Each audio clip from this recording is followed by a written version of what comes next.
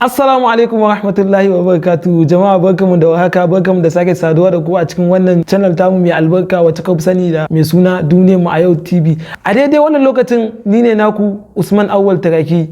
A yau a wannan bidiyon za mu kawo muku takaitaccen tarihin iPhone. Shin 'yan uwa mecece iPhone? A wace ƙasa kamfanin iPhone yake? Waye mai kamfanin iPhone? A wace shekara aka fara sakin iPhone? Domin ganin amsa wa'ina tambayoyin ku biyo ni cikin wannan bidiyon. Amma yan uwa idan wannan shine zuwan ku na farko cikin wannan channel din tamu, kada ku manta da mana liking da subscribing da danna mana alamar karrawa ta yadda da zarar mun saki sabon bidiyo da a sanar da ku. Idan kuma kuna kallon mu ne a shafin mu na Facebook, kada ku manta da yi mana follow da liking da sharing saboda yan uwa su amfana.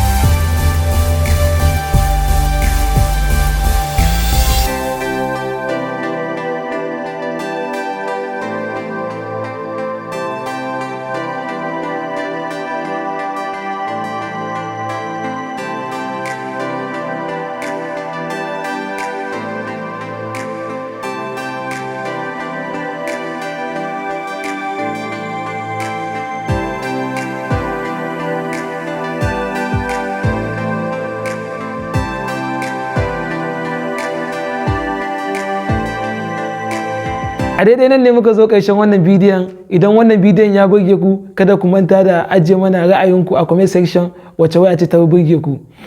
'Yan uwa idan kuna kallon mu ne a shafin mu na Facebook, ku manta da yi mana following da liking da sharing domin 'yan uwa su amfana. Idan kuma kuna kallon mu ne a YouTube channel din mu, kada ku manta da danna mana liking da subscribing da danna mana alamar ƙararrawa ta yadda da zarar mun saki sababbin bidiyo da a sanar da ku. Mun gode.